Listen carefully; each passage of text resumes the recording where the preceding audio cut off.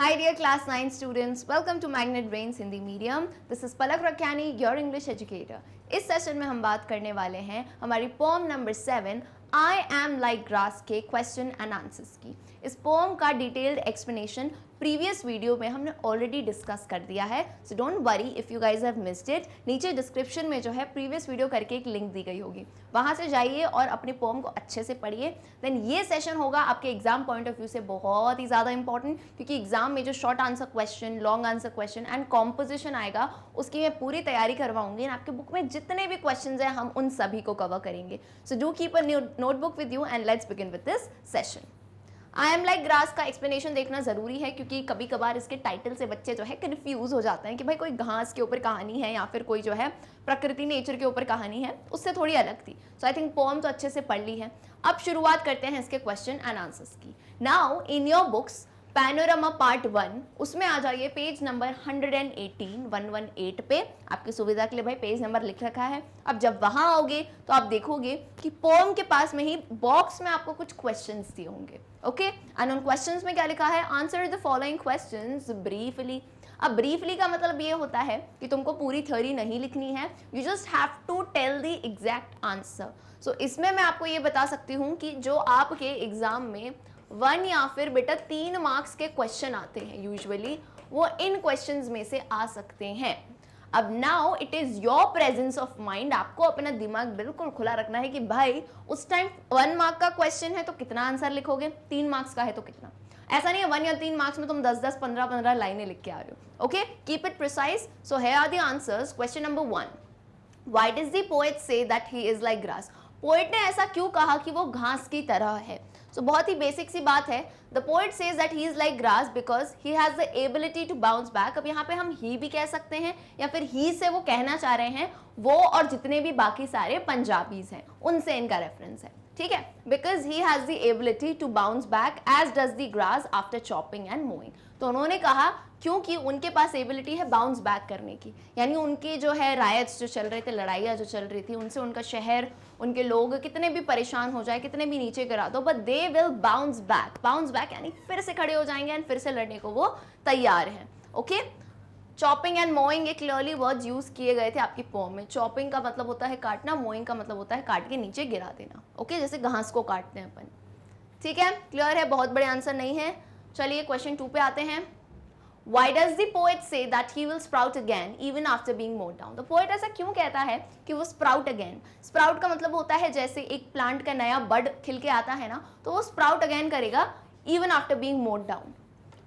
So the poet says that he will sprout again even after being mowed down because nothing can erase his identity। ये बहुत अच्छी बात कही कि ऐसी कोई भी चीज़ नहीं है जो उसकी पहचान मिटा सके। या कविता को याद कीजिए, वहाँ वो कहते हैं कि आप यूनिवर्सिटीज़ को बॉम्ब कर दीजिए, आप जो है हॉस्टल्स को जो है रबल में बदल दीजिए, बट अगेन आप मेरी आइडेंटिटी तो नहीं मिटा सकते ना, पहचान तो नहीं मिटा सकते। So that's why he says the same line. And again हर बार कहती हूँ बेटा पोम को लाइन टू लाइन पढ़ के जाया करो, ताकि तुमको कोई क्वेश्चन आए तो तुम उस लाइन को जब यूज़ करो तो अच्छे मार्क्स मिलेंगे, ठीक है, क्लियर है। चलिए question 3, What makes the poet say that people can't erase his identity? Poet ऐसा क्यों कहते हैं कि लोग या ये तबाहियाँ उनकी पहचान नहीं मिटा सकते? The poet says that people can't erase his identity because he has the capability to sprout again and his mantle can cover everything। Capability का मतलब होता है क्षमता, उनमें इतनी क्षमता है कि वो फिर से खिल के आ सकते हैं। एंड हिज मैंटल, यहाँ पे मैंटल का मतलब क्या है? एनवलप। एनवलप या फिर जिसे हम कहते हैं कोई एक कवरिंग जिसे हम कह सकते हैं ना, तो उनकी जो मैंटल है वो सब कुछ कवर कर देगी, यानी उनकी जो क्षमता है वो इतनी है कि वो अपनी आइडेंटिटी नहीं मिटवा सकते, है ना। He can come back again, तुम कुछ भी कर दो वो फिर से वापस आएंगे।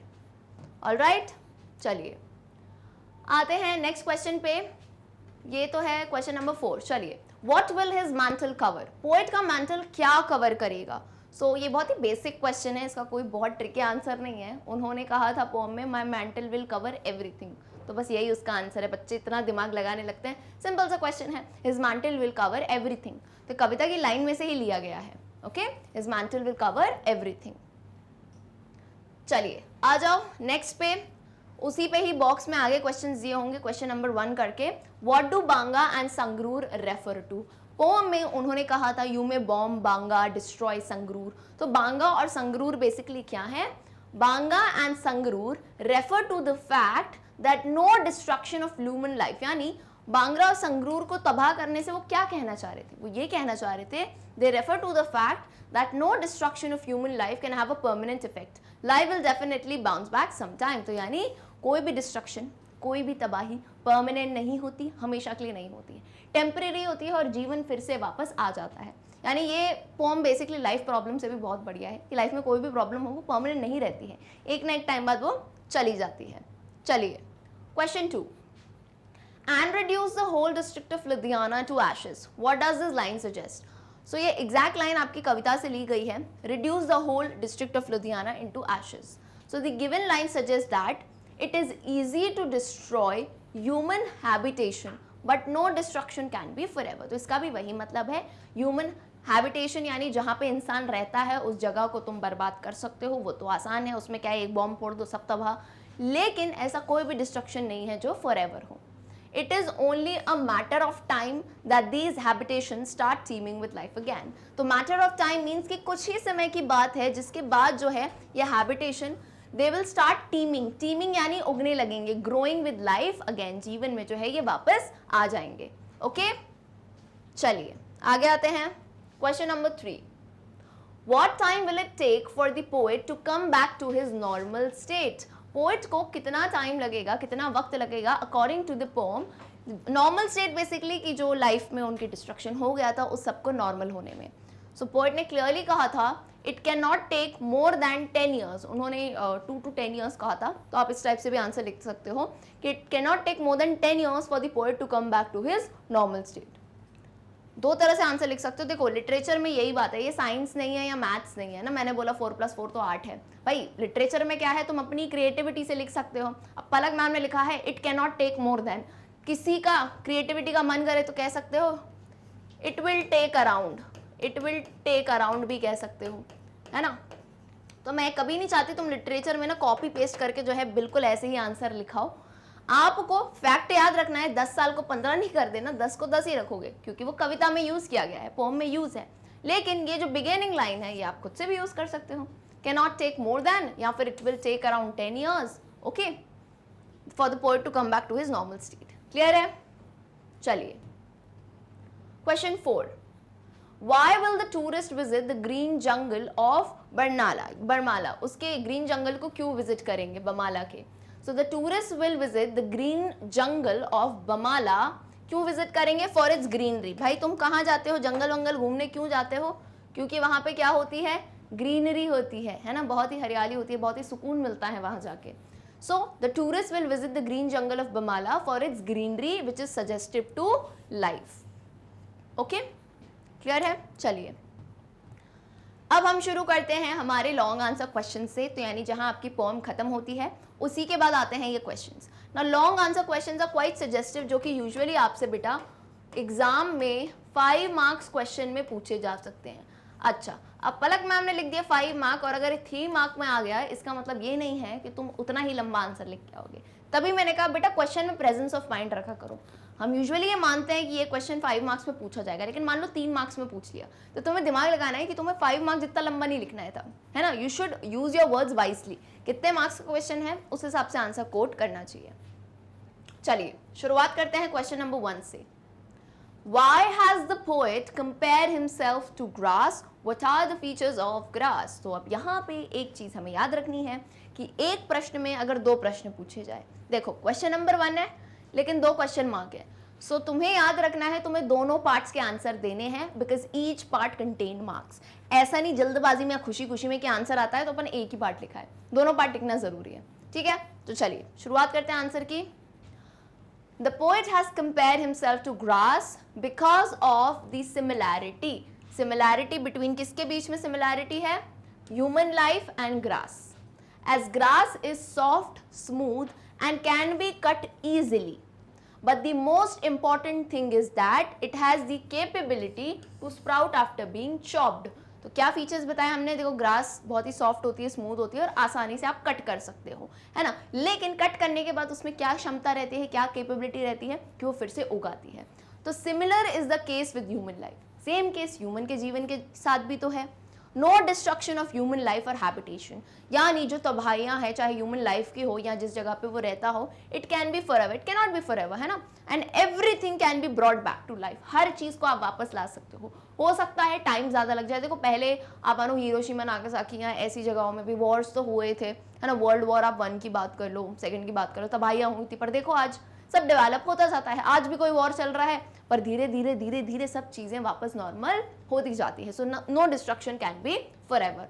तो इसमें हमने क्लियरली बताया आंसर में कि ग्रास के क्या फीचर्स होते हैं और हमारे फीचर्स उनसे कैसे मैच करते हैं। ओके, एंड अगर 5 मार्क का क्वेश्चन हो, बड़ा क्वेश्चन हो, तो बेटा कोशिश करो 2 पैराग्राफ्स में डाल दिया करो, ऐसे बड़े बड़े एक ही पैराग्राफ में मत लिखना, ठीक है।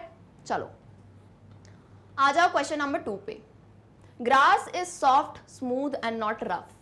It is easily cut, but the poet here has used it as a symbol. What does grass symbolize here? So हमें क्लियरली समझ आ रहा है कि पोम का टाइटल ही ग्रास के ऊपर है, तो उसने ना ग्रास को एक सिंबल की तरह लिया है। तो ग्रास यहाँ क्या सिंबलाइज करता है हमें बताना है। The poet has used grass as a symbol here. It is to suggest that sprouting or bouncing back to life is innate to human life or nature. It is the symbol of regeneration. देख generation का मतलब होता है बनना, regeneration यानी फिर से बनना, ग्रीनरी यानी हरियाली, यानी जिसे हम सुकून से भी रेफर कर सकते हैं जो कि बहुत ही लाइवली होता है, एंड हैप्पीनेस यानी खुशियाँ।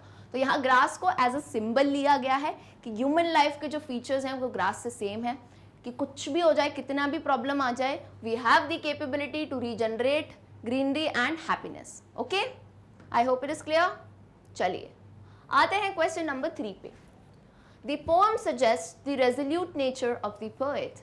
Do you agree with it? Give your own opinion. यानी पोम से जो है हम पोएट का रेजोल्यूट का बेसिकली मतलब होता है, जैसे आप न्यू ईयर पे रेजोल्यूशन लेते हो ना, तो कुछ ठान लेने वाला।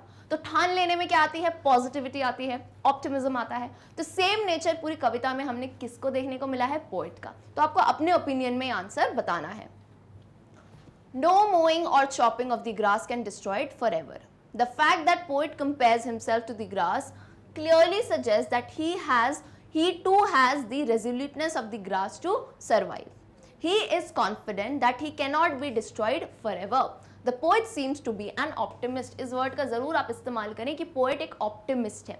ऑप्टिमिस्ट बेसिकली अगर मैं हिंदी में कहूँ तो सकारात्मक इंसान जिसे हम कह सकते हैं ना, तो पोएट ने पूरी वही चीजें एक्सप्रेस की है इस पोम के थ्रू। ऑलराइट, चलिए अच्छा, गिव योर ओपिनियन या इस टाइप के क्वेश्चन आते हैं ना, आप बेटा अपनी क्रिएटिविटी इसमें ज़रूर डाला करो कि तुम्हारे दिमाग में कोई थॉट आ रहा है, feel free to put in it. ऐसा नहीं कि ये पलक मैम ने आंसर दिया तो हमें ये लिख के आना है। अब मैंने ये क्रिएटिविटी सोची, तुम्हारा मन करे तुमको और पॉजिटिव कुछ वर्ड्स लिखने हो, कुछ डालना हो पोएट के according, so you can surely do that. Alright, चलिए question number 4। What is the background of this poem? In what circumstances do you think this poem has been written? Now this is a good question. सभी का यही doubt था कि poem लिखी किस time पे गई है। मतलब होता है ना, आप कभी कोई पोएम लिख रहे हो, मान लो कोई दंगे चल रहे हो, यहाँ कोई खुशी का टाइम हो या कुछ ऐसा हो, आज़ादी का टाइम हो, तो किस टाइम पे ये पोएम लिखी गई है, क्या बैकग्राउंड है इसका।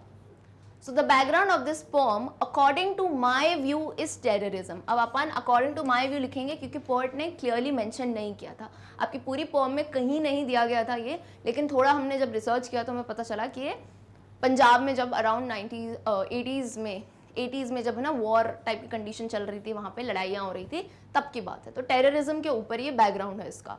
I think the poem has been written during the turbulence in Punjab when some terrorists tried to disturb the peace of that place. Those might have been the circumstances. देखो हम किसी चीज़ को स्थापित नहीं कर सकते, हमने लिखा है might have been।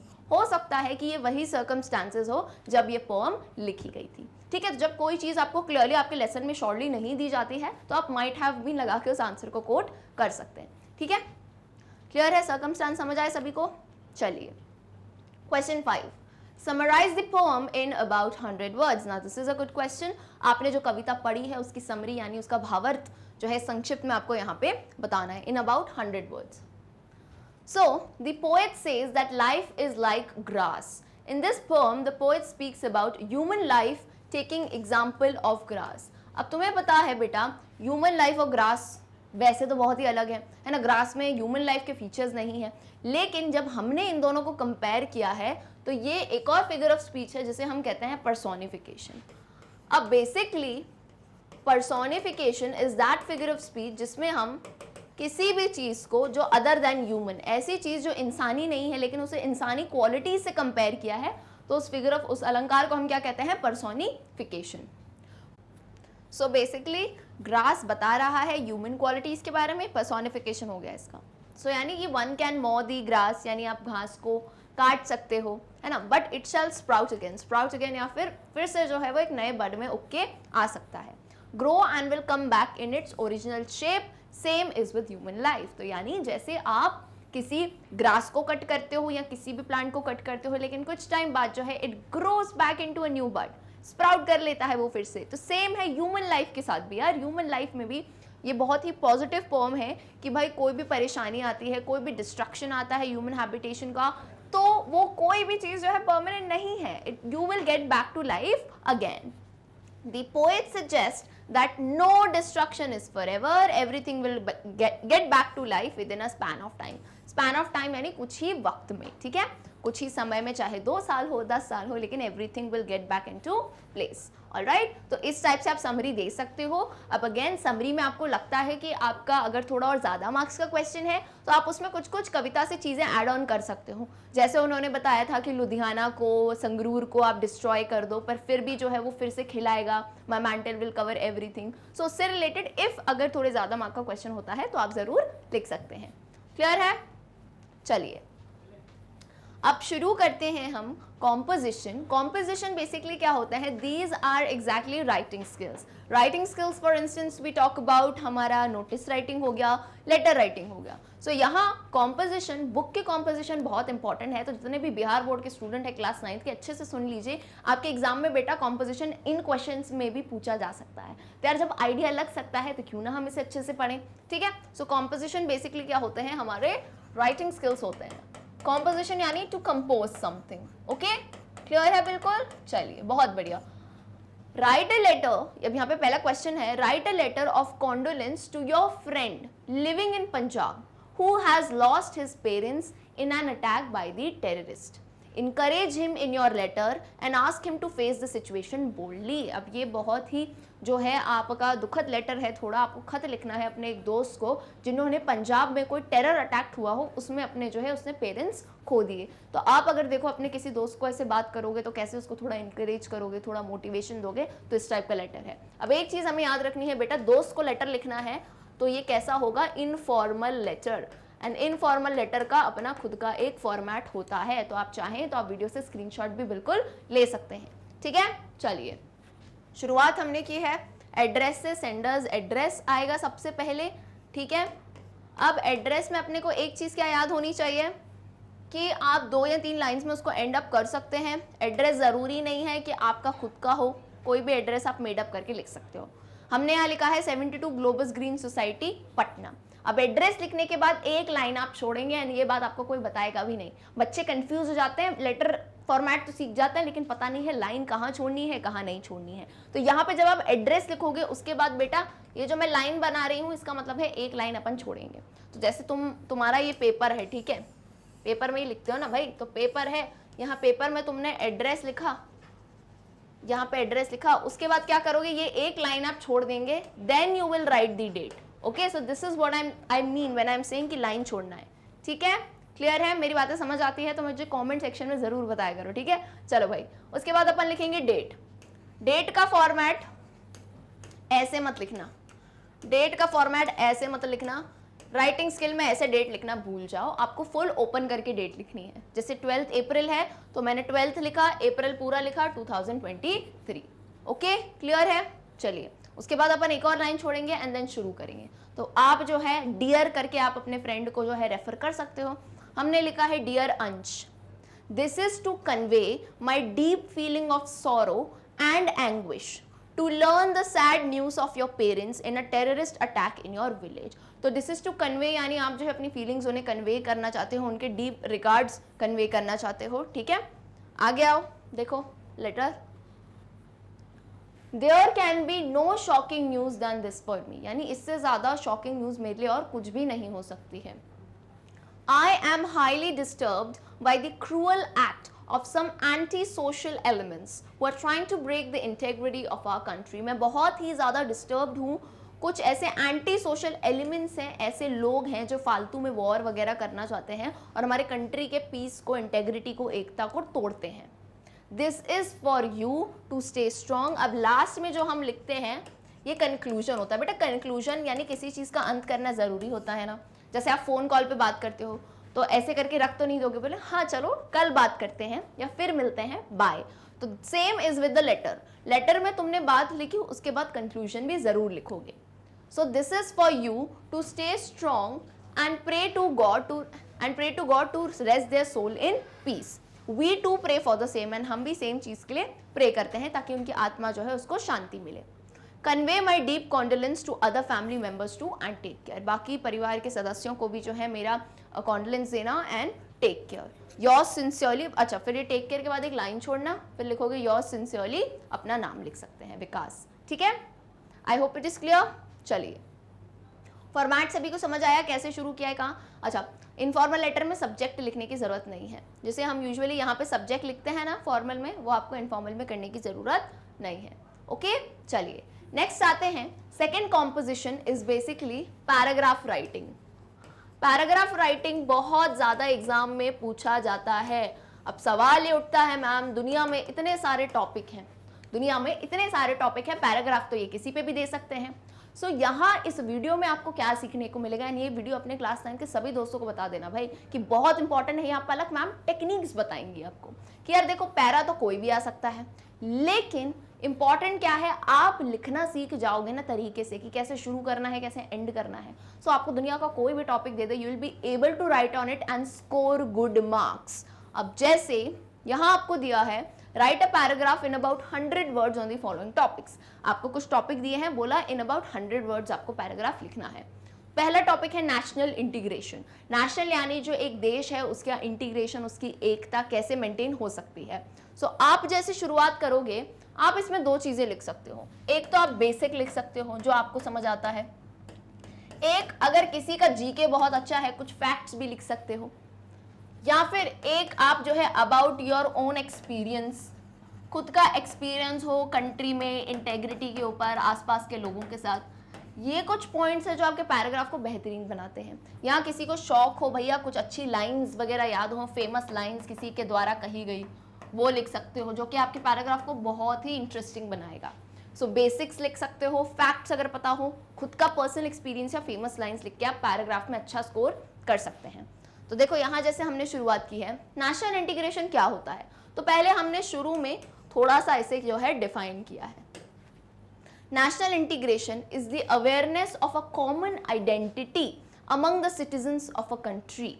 It means that though the individuals belong to different communities, caste, religion, culture and speak different languages, all of them recognize the fact that they are one. तो यानी ये हम अपने एक्सपीरियंस से लिख सकते हैं कि हम कितने भी अलग हों, हिंदू, मुस्लिम, सिख, ईसाई, अलग एरियाज में रहते हों, अलग पहनावा हो, लेकिन हमारी नेशनल इंटीग्रिटी यानी हम एक, अगर हम कहीं बाहर जाएं तो हम क्या बोलेंगे, वी आर इंडियन। तो ये एक नेशनल इंटीग्रिटी की बात होती है, तो उसी पे बेस हम इसे लिखते हैं। Our diversity is a source of inspiration and makes the citizen to be proud of being an Indian. तो हम इंडिया से हैं, हिंदुस्तानी हैं, तो हिंदुस्तान की बात करेंगे कि हमारी जो डाइवर्सिटी है, यूनिटी इन डाइवर्सिटी, यानी इतनी विभिन्न प्रकार के हमारे जो हैं रिलीजन्स हैं, कास्ट्स हैं, रीजन्स हैं, पर फिर भी हमारी जो एकता है वो बिल्कुल ही अलग है बाकी सबसे। This has made our country one of the best countries in the world and this is absolutely true. मानते हो कि नहीं, India is one of the best countries in the world. Number 2 आते हैं अब, क्योंकि 100 वर्ड्स में ही लिखना था, बहुत ज़्यादा अपन ने इसको इंक्रीज नहीं किया है। आ जाओ नेक्स्ट पे।